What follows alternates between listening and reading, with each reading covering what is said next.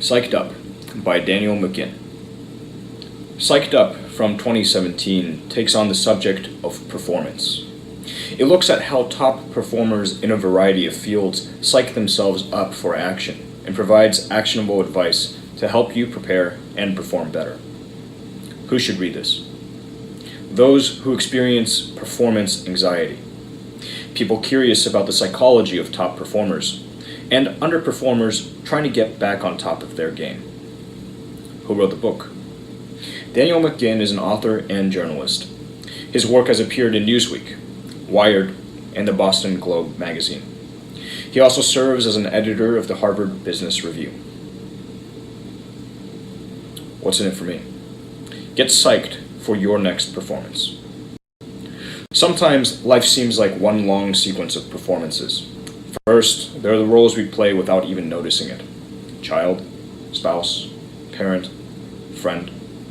As if these roles weren't tiring and daunting enough, there are countless others that we adopt as life goes on, such as leader or teacher, athlete or entrepreneur. So, how can you stay motivated when performing these myriad roles? Well, that's exactly what this book seeks to help you with. Drawing on a range of sources, from athletic research to academic studies, this book provides you with practical tips and professional pointers for staying calm and performing at the very top of your abilities. In these blinks,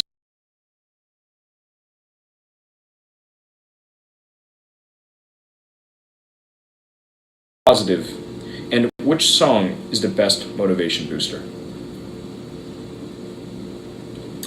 You can deal with performance anxiety by reappraising it and centering yourself. The big day has arrived. In a few hours, you'll be auditioning for Broadway's next hit musical, singing and dancing for a group of people you've never seen before. You're so nervous you could explode. Okay, maybe musical theater isn't your thing, but you've probably experienced pre-performance anxiety at some point, whether before a job interview or while preparing a presentation. Anticipatory anxiousness, more commonly known as the fight or flight response, is a physiological reaction to stress. When you feel threatened, your body produces adrenaline, a hormone that causes an increase in your blood pressure, as well as your heart and respiratory rates.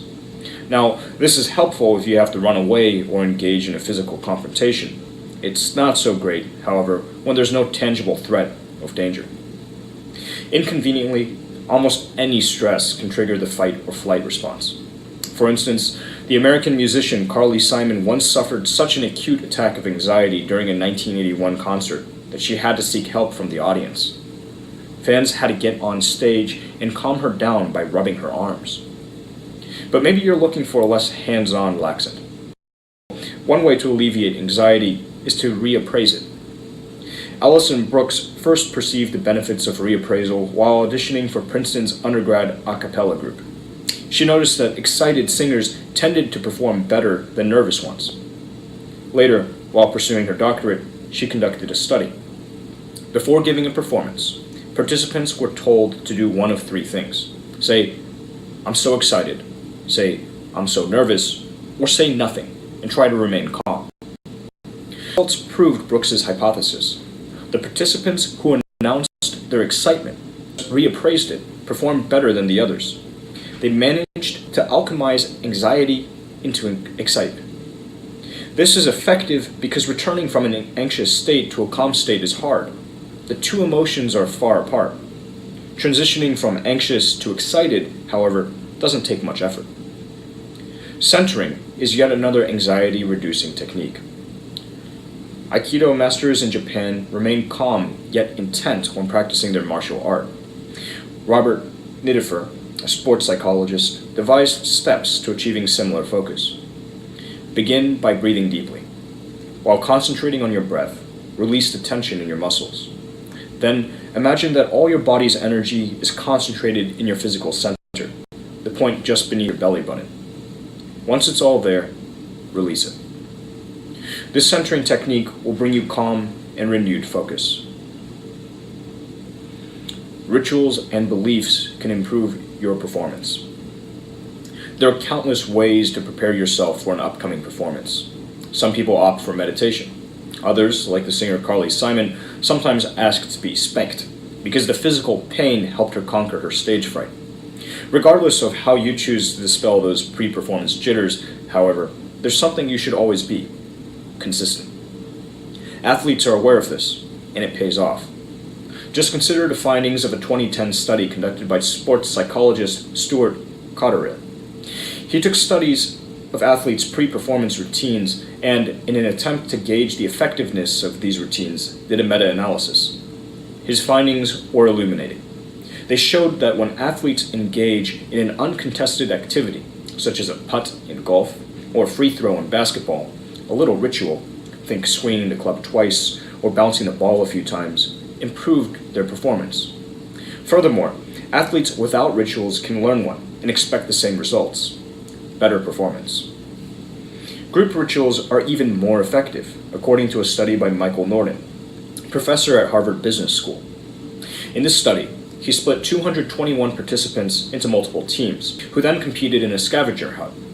Prior to the hunt, some teams learned and performed a ritual. Standing in a circle, they stomped and clapped, then put their hands in the middle and yelled, "Let's go!" Meanwhile, members of the other teams silently read an article. In the end, the teams who performed the rituals did far better in the hunt. They found locations faster and missed task deadlines half as often as the other teams. And, post-hunt, the members of these teams were more likely to say they liked each other. Belief also has an effect on performance. Just consider the surprising findings of Lancaster University's Sally Linkenauger. In one study, she found that if golfers believed their clubs had once belonged to renowned Professional Golfers Association players, they performed much better. Compared to a control group, they estimated holes to be 9% larger and were 32% more likely to sink their putts. Linkenauger thinks this is due to positive contagion, a term she coined to describe the idea that objects can be imbued with the powers of the people who touch them. It's also partially why people cherish autographs. The mere signature of a famous person infuses the signed paper with a special intimacy. Knowing when to switch to autopilot can improve performance, and priming may affect it too. You've probably heard of Thinking, Fast and Slow, the best-selling book by Nobel Prize-winning psychologist Daniel Kahneman. In the book, Kahneman argues that the human brain has two cognitive systems, one fast, the other slow. System 1, the fast one, is almost reflexive. It operates with little conscious effort. System 2, in contrast, operates slowly and requires concentration. System 1 is a sort of autopilot. Meanwhile, System 2 has you fully in the driver's seat. This impacts performance because System 1 can help you stay cool under pressure. Richard Jenkins, who serves as CEO of a startup, always switches to System 1 cognition when he gives presentations. He does this by opening with the same introduction, which he knows so well that he barely has to think. This intro helps him establish an instant connection with the audience, and after delivering it, he can seamlessly transition to the topic he's presenting on, knowing that the audience is engaged and sympathetic. So knowing when and how to switch between System 1 and System 2 may affect your performance. But it's not the only performance-influencing phenomenon out there. Another is priming, that is, planting a subconscious bias in someone without their knowledge. The most famous research in this field is by John Bart, a psychology professor at Yale. In one of his experiments, he had participants solve word puzzles. Some of those puzzles contained rude words such as obnoxious and impolite. Others contained polite words like patiently, cordially, and appreciative. Afterward, each participant was asked to wait. They would receive further instructions soon. Meanwhile, the person who was to give them these instructions conducted a conversation with a third party, in full view of the participant. The result? Well, the people whose puzzles had featured rude words were quicker to interrupt the conversation than those who'd been exposed to polite words. In short, each participant had been primed to act in a particular way. Unfortunately, it doesn't seem likely that you can prime yourself. After all, priming takes place subconsciously, and it's pretty tough, if not entirely impossible, to consciously alter your subconscious processes. So the question remains, what else can you do to perform better? When giving pep talks, put your listeners in a growth mindset and choose the content based on the situation. In the classic 1986 sports film Hoosiers, Gene Hackman's character, Coach Norman Dale, delivers a particularly effective pep talk to his basketball team as they play in the semifinals. Coach Dale tells his team of young players to remember the fundamental things that got them here. They should ignore the size of the crowd and the opposing team's fancy uniforms. They should even ignore the score. All that matters, Dale says, is that they execute, to the best of their ability, the things they've been practicing. If they do that, and really try their best, then they're all winners.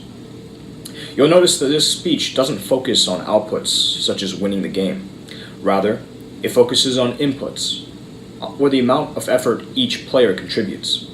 This, according to Stanford psychologist Carol Dweck, is a sort of pep talk that will put people in a growth mindset, a state of mind that enables them to perform well and, over time, even improve. So, when giving a pep talk, do your best to emphasize input, not output. Another tip for good pep talks is knowing when to appeal to the emotions of your audience and when to rely more on facts. Tiffany Vargas used to play soccer in Texas. During this time, she became interested in pep talks, so it seemed only natural to tackle the topic when she entered graduate school. In research conducted for her PhD, Vargas discovered that there's a time and place for information-heavy pep talks. When a team has never played against a particular opponent, or when it's suffered a narrow loss to that opponent, concrete information is especially useful. However, if the team is an underdog or about to compete in a championship match, it's better to stir up the players' emotions with some fiery language. Use music to improve your physical performance. If you had to name the quintessential motivational song, the one most associated with getting psyched up and ready to rumble, which would you choose? Did Eye of the Tiger come to mind? Well, there's a reason Survivor's rock single was used as a theme song for Rocky III. It truly does improve people's performance. Just consider these results from a 1995 study. Researchers took runners who'd clocked identical times on a 60-meter dash and paired them up against one another. However, before racing, one runner from each pair listened to Eye of the Tiger, while the other stood silently by. 1 minute of music had significant effects. It hastened the listening runners' heartbeats, as well as tensed their muscles and lowered their anxiety. Physiological effects that gave them a definite advantage and allowed them to beat their opponents. Today, this song is used as an inspirational anthem by countless individuals, from care providers assisting stroke patients to CEOs setting the mood for board meetings. But why are some songs, such as Eye of the Tiger, such effective motivators? Well, Kostas Karageorgis has one answer. A consultant for massive sporting brands like Nike and the agency IMG, Karageorgis is the world's preeminent expert on the effects of music on athletic performance. He says that rhythm and musicality, the use of melody and harmony, are the ingredients that make a song motivating. The effects of motivational music are less vague. When listening to inspirational music, an athlete will begin to move in sync with the beat. This synchronicity both energizes and calms the athlete. The music may also reduce the athlete's perception of exertion, making the workout feel easier than it truly is. What's the best way to harness the motivational might of music? When working out, try splitting up your regimen into separate periods. One for stretching, one for warming up, and then one for strength training, endurance, and cooling down. Karageorgis recommends tailoring your playlist to each period, so that while you're running, for example, there's a rhythmic beat, and a more relaxing tempo for when you're cooling down. Competition and rivalry improve performance. Do you remember the first time you felt it? Perhaps it was during a game of Monopoly, or maybe during your first game of tag. Whatever it was, you've probably experienced it. the thrill of competition. Even if it was more of a low-level wish to win, you've doubtless felt the invigorating determination that competition gives rise to. But is this a good thing? Well, in performance terms, yes, it is. Head-to-head competition improves performance. Way back in the 1890s, an Indiana University graduate student named Norman Triplett carried out a few experiments that are as relevant today as they were then. He looked at a series of bicycle races from 1897 in which some 2,000 cyclists had competed and analyzed the results. There were 3 types of races. Unpaced, where cyclists competed against the clock. Paced, where they were helped by a team that set a particular pace. And racing, where they competed directly against other cyclists. His analysis showed that paced cyclists rode on average 34.4 seconds per mile faster than unpaced cyclists. Also, those competing directly against other cyclists averaged 5 seconds faster yet. Competing against a rival, that is, against someone you know, as opposed to a complete stranger, can be even more motivating. While still a child, Gavin Kilduff, an associate professor of management at New York University, noted that competing against strangers didn't motivate him as much as competing against a known rival. His research shows that when playing against rivals, NCAA basketball teams played better defense and blocked more shots. Similarly, long-distance runners tended to run faster when pitted against rivals. But rivalry extends beyond sports. It can provide extra motivation in the business world, too. In 2012, a man named John Legere took over as CEO of T-Mobile. At the time, the company wasn't doing very well. Of the 4 big U.S. wireless carriers, it was the tiniest, and a merger with AT&T had recently been blocked by the Federal Trade Commission. Team spirit was not high. But Legere took this slump as an opportunity to engage in some unorthodox tactics. He started publicly bad-mouthing AT&T and Verizon, T-Mobile's main competitors, tweeting about their poor service and generally talking trash about them in order to induce rivalry. And it worked. Since then, T-Mobile's stock price has more than doubled, as has its number of subscribers. The lesson is that people always tend to root for the underdog. Some people find performance-enhancing drugs helpful, but they can have dangerous side effects. You probably associate performance-enhancing drugs with athletes who do anything to get an edge on their competition, even if it means putting their career on the line. However, today there are many ordinary people who take such drugs to deal with more mundane situations. Just consider propranolol, a beta blocker initially intended to treat heart disease. Developed in 1962 by a Scottish pharmacologist named James Black, the drug inhibited the body's reaction to adrenaline. This, in turn, lowered blood pressure and reduced the likelihood of heart attack.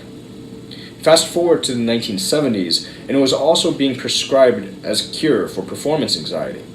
Today, it's in wide use, and some people, such as Scott Stossel, the editor of The Atlantic magazine, swear by it. Before beginning to use propranolol, Stossel's anxiety was threatening to derail his career.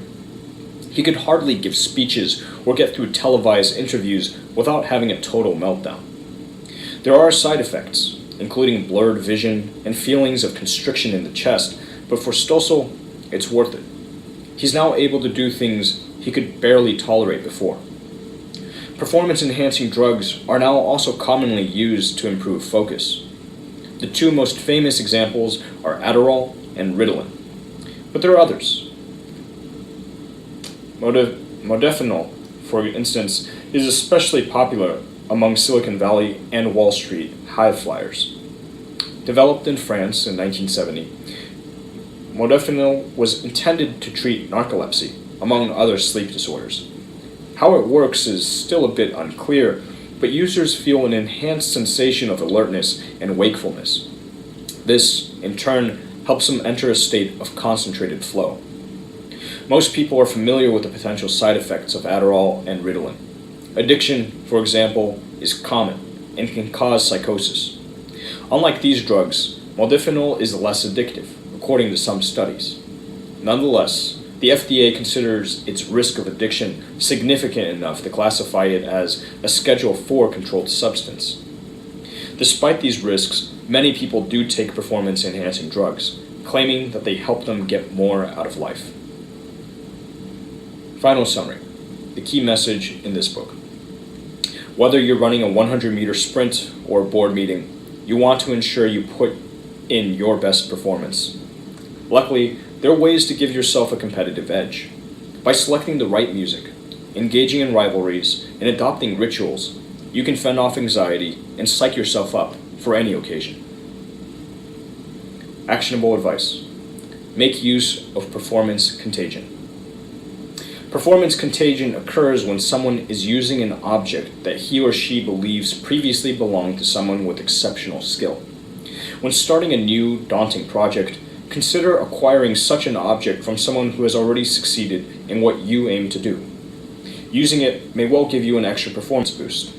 The author, for example, is a fan of author Malcolm Gladwell and managed to procure a keyboard Gladwell had written on. Suggested further reading. 4 Seconds by Peter Bregman. 4 Seconds from 2015 gives precise examples of how to rid yourself of self-defeating habits at work, at home, and in your relationships. A 4-second pause helps slow down hasty, unhappy reactions and is the first step to reworking the way you communicate with others and receive feedback from them. You really can be prepared for anything if you just take a breath first.